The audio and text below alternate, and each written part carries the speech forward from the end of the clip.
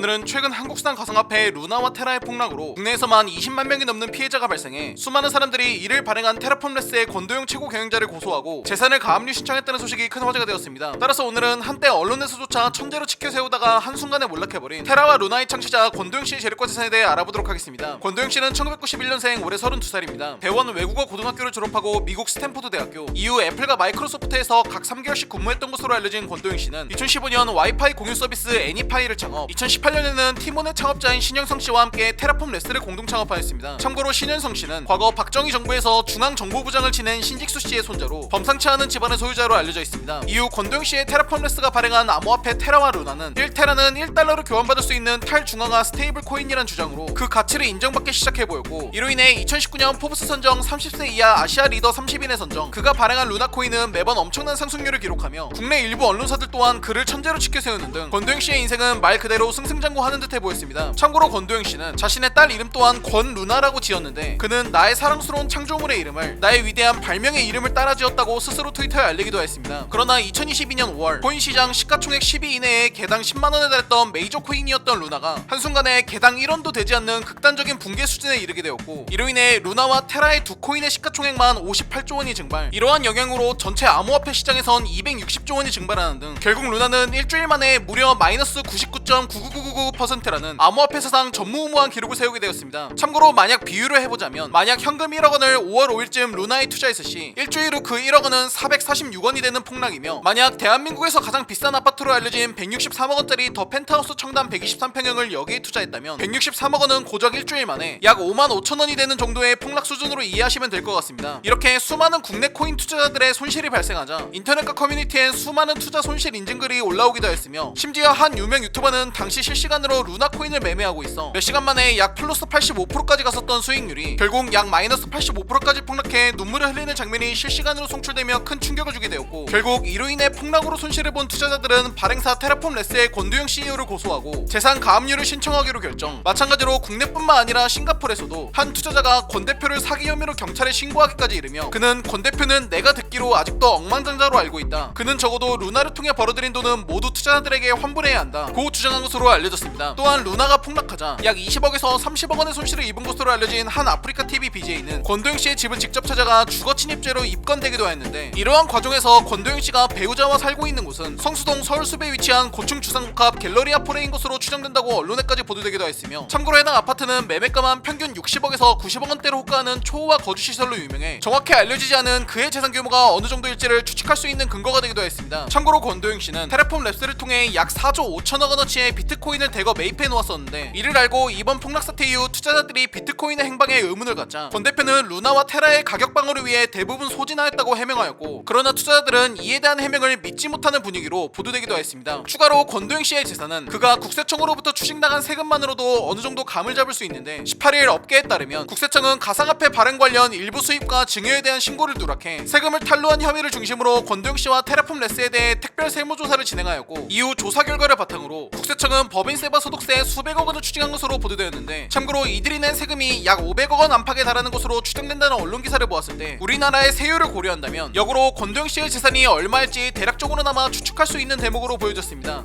권도영 씨는 과거 영국의 한 경제학자가 스테이블 코인 모델의 위험성을 지적하자 이에 대해 난 가난한 사람과는 토론하지 않는다 고 대답하였다고 합니다. 또한 루나가 폭락하기 4일 전인 지난 4일에는 권도영 씨는 미국 체스 유튜버와 인터뷰에서 코인 95%는 망한다, 그들이 망하는 걸 보는 것도 재미라고 답해 과거 그의 발언들이 현재 부메랑처럼 돌아와 그를 향하고 있는 것으로 알려졌습니다. 국내 4대 코인 거래소에는 루나 코인을 보유한 투자자가 약 20만 명으로 추산된다고 합니다. 그러나 현행법상 당국은 가상자산을 통한 자금 세탁만 처벌할 수 있어 루나 투자로 손해를 입은 투자자들을 보호할 수 있는 방안은 사실 없고, 더욱이 루나를 발행한 기업 테라폼레스의 본사 소재지는 싱가포르에 있어 이로 인해 수사도 쉽지 않은 상황이라 보도되었습니다. 가상화폐, 암호화폐라는 개념이 탄생하며 현 시대 우리는 새로운 금융과 전통적인 금융의 상반된 모습을 보고 있습니다. 이를 긍정적으로 바라보는 이도 부정적으로 바라보는 이도 있지만, 무엇이 되었건 내 돈으로 투자하는 자산은 내가 가장 잘 알고 있고 내 책임하에 신뢰할 수 있는 곳에 투자되길 바라며 오늘의 영상을 마칩니다. 오늘은 최근 한때 시가총액이 50조에 달했던 루나 코인이 폭락하며 사실상 투자자들의 돈이 거의 휴지 조각이 돼버려 대규모 손실금이 발생해 이를 창업한 테라폼레스 권도영 CEO의 재력과 재산에 대해 알아본 두이노의 180번째 돈에 관한 이야기, 테라 루나 창업자 권도영 씨 편이었습니다. 더 많은 흥미로운 스토리 두이노를 구독하고 받아보세요. 감사합니다.